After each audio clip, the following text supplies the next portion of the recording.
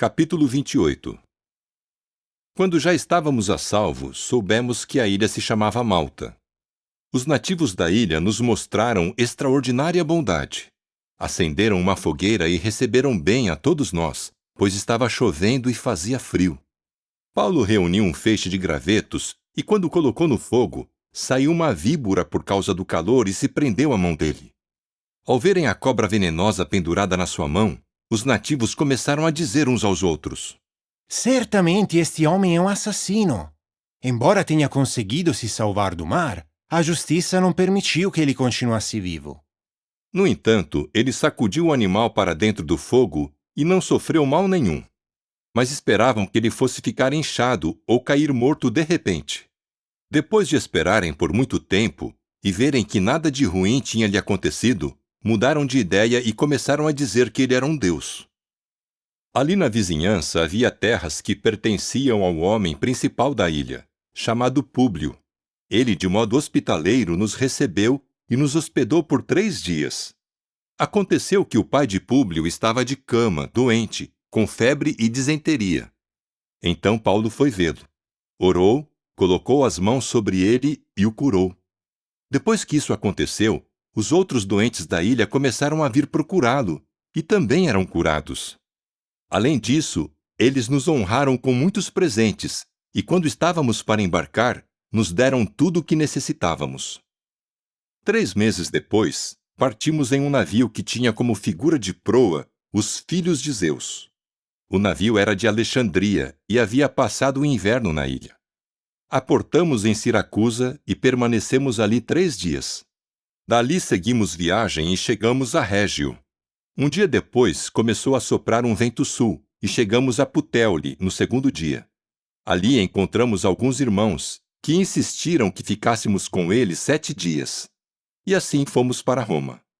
Quando os irmãos de lá ouviram as notícias sobre nós, foram até a Praça de Ápio e as 3 tavernas para nos encontrar. Ao vê-los, Paulo agradeceu a Deus e se sentiu encorajado. Quando por fim entramos em Roma, permitiu-se que Paulo morasse sozinho, com um soldado para vigiá-lo. 3 dias depois, ele convocou os homens mais importantes dos judeus. Quando se reuniram, ele lhes disse: Homens, irmãos, embora eu não tivesse feito nada contra o povo ou contra os costumes de nossos antepassados, fui preso em Jerusalém e entregue às mãos dos romanos.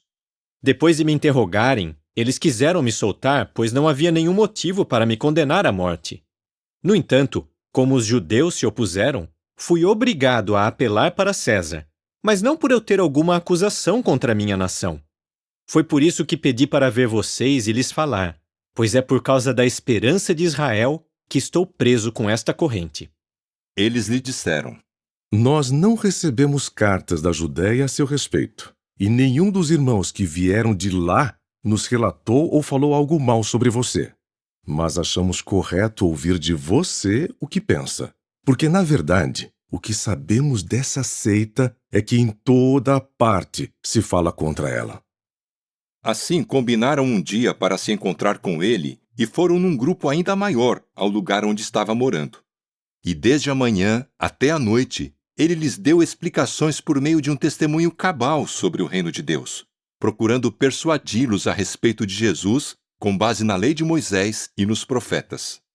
Alguns acreditaram nas coisas que ele dizia, outros se recusavam a acreditar.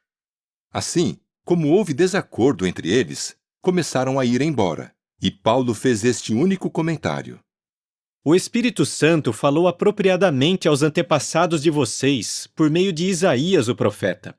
Vá a este povo e diga: vocês realmente ouvirão, mas de modo algum entenderão. E realmente olharão, mas de modo algum verão. Pois o coração deste povo ficou insensível. Eles taparam os ouvidos e fecharam os olhos, para que nunca vissem com os olhos, nem ouvissem com os ouvidos, nem entendessem com o coração, e dessem meia volta, e eu os curasse. Portanto, saibam que essa salvação por Deus foi enviada às nações, e elas certamente a escutarão.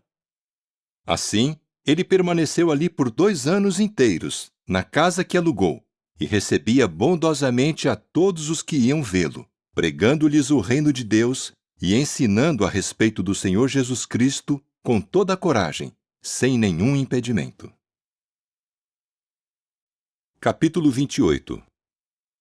Quando já estávamos a salvo, soubemos que a ilha se chamava Malta. Os nativos da ilha